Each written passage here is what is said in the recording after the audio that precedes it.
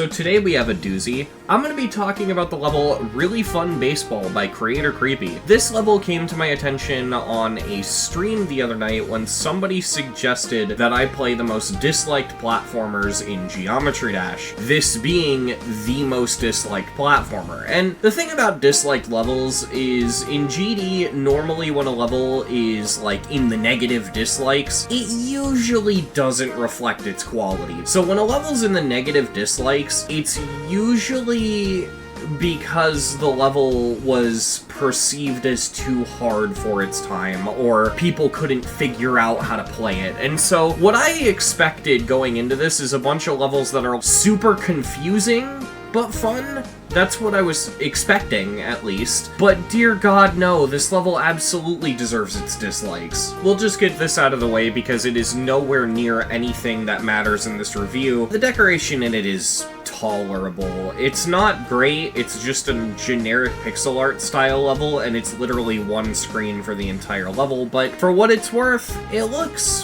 fine. I mean, I don't get why Finn the Human is the person catching the ball when you miss, but aside of that, like, it's fine. I do like the idea that all the different players on your baseball team are different icons from your icon kit. That's pretty neat. But aside of that, it's not really anything special. And that's all I have to say about the deco. Yeah, the star of the show here is the gameplay. Fuck this level. Okay, so let's explain how the level works, and then we'll explain why it's bad, because I think the things that make this level bad are sort of distracting from what the level is. So we're going to talk about what the level is, and then we're going to talk about why this is the worst rated platformer I have ever played as of this video. So what the level is, and it's very simple. It's similar to if you've ever played Wii Sports Baseball. It's basically baseball, but with the running part taken out. It's just the batting part of baseball, and honestly, this isn't a horrible idea for a platformer. A level where you have to click to hit a baseball, I mean, it's a pretty simple idea, but it could have worked. Especially when the level actually has an inning mechanic where you actually get to strike out up to 3 times before the level ends, meaning this actually goes through a full game of baseball. I will say I was a little disappointed by the fact that you don't get to play as the pitcher, and it doesn't switch back and forth between each time, but what can you do? Truthfully, with how awful this level is to play, though, I'm kind of glad that it isn't extended to be longer through a mechanic like that, and that would also allow the opponent's score to go up, which, yeah, no. Mechanically, the gameplay works exactly how you'd expect. The pitcher throws a ball to you, and you try to hit the ball. If you hit it, you get a home run. If you fail to hit it, you get a strike. If you fail to hit it, but the ball is thrown off in a weird direction that means you can't hit it, you get a ball. If you get 4 balls, you get to run a home run. To beat the level, you need to score exactly 10 points. For whatever reason, when the level starts, the opponents already have 9 points. It's almost like you're joining in the middle of an already ongoing baseball game. They never swap perspectives, so the opposing team never has a chance to score, but still honestly catches you off guard when you first play this, because it's like, wow, they already have 9 points? What? Like, imagine if you booted up Wii Sports and the other team already had 9 points. Like, that's weird. I think a much better way to achieve this would be if their points started at 0 and their points incrementally went up a finite amount every single time an inning happened. So, like, inning 1, they'd have 0 points, inning 2, they'd have 3 points, in inning 3, they might have 9 points, right? Just so the score's the same as it is in the final level. I think that that would work a lot better, because then at least you could apply the logic of, okay, their turn is just happening off screen. It at least makes more sense. With that, I think it's time for me to tear apart why this level is so fucking bad. Right off the bat, one of the biggest issues with the level is that the way the ball moves is just incredibly infuriating. This thing is a mind of its own. It's like there's some ghost moving the ball after it was thrown. Not only can it just accelerate way too fast and way unnaturally to the point where almost as suddenly as a car hitting a wall, it can go from about 5 miles per hour to 100 within the span of a frame, making it incredibly hard to read and hit the ball. Why do the curveballs move like this? I don't get it. At first, it looks like a blessing because a lot of the time what'll happen is the batter will throw the ball, it'll freeze in place, then abruptly move at a 90-degree angle up or down, and then start to accelerate, which makes it the easiest ball ever to read. But then other times, it'll go up to you like an inch in front of the bat, then go into a 90-degree angle up or down. It's like, how are you supposed to read that? You are going to swing. It's infuriating. The inconsistency of the ball's speed and movement make it damn near impossible to read. But hey, I mean, at least you could just hit all of the balls. I mean, even if he throws a ball, like, you don't need to get balls. You could just try to hit the ball and hit a bad throw anyway, right? If you've ever played a good baseball game like Wii Sports, you'd know that if they throw like a weird-ass curveball and you don't swing, you can get a ball. 4 balls and you get a free home run unopposed. Very useful mechanic because sometimes the pitcher can be fucking brain dead. In those games, you can still hit a ball throw, you can hit a bad throw, and you can even get a home run off of it. Weird-ass curveballs don't prevent you from hitting the ball because this is a revolutionary concept, I know, but in a baseball game, if the bat hits the ball should go, right? If you hit the ball with the bat, the ball should be launched towards the stands. That is traditionally what happens if you hit a ball with a stick. It goes flying. But with this level, that's not the case at all. The only thing you can hit in this level is straight-on fastballs. If you try to hit a curveball, the ball will go through the bat because that's just how the level works mechanically. It even shows you at the beginning of the level.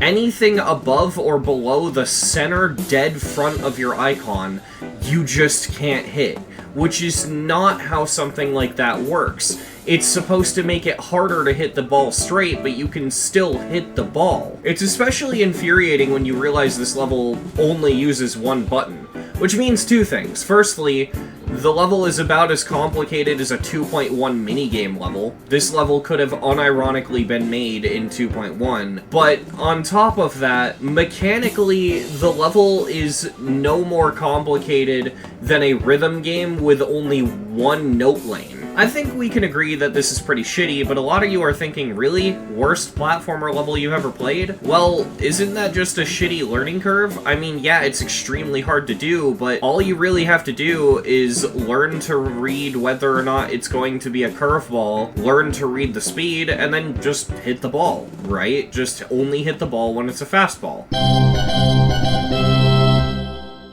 The biggest issue with this level is the hit window, because keeping in mind literally everything I just said, now imagine if hitting the ball on a fastball throw, even if you read the speed perfectly, imagine if it's about a frame-perfect window to hit the ball. Yeah. The worst part is I don't even know if the hit window is static, because there were some points when I played this where it felt like I was able to hit the ball relatively consistently. I had back-to-back hits, and it felt pretty good. Hey! And then there are other times where it just felt like it was physically impossible to hit the ball. And that leads to a theory I have. I can't confirm this, but it at the very least very much feels this way. I think the hit window for the ball changes depending on the speed of the throw. The faster the throw, the tighter the window. And I think certain fastball throws are literally just impossible to hit. At the very least, if they're not, they have to be frame perfect. I, to this day, don't even know what the hit window is, and I've done a shit ton of testing. Even after beating this, I can't figure it out. I don't know what the hit window is. On stream, I even went in the editor to see if I could figure it out, and nothing. I have no idea what the hit window is, but I'll tell you this, it's definitely not as simple as if the bat hits the ball, it hits the ball.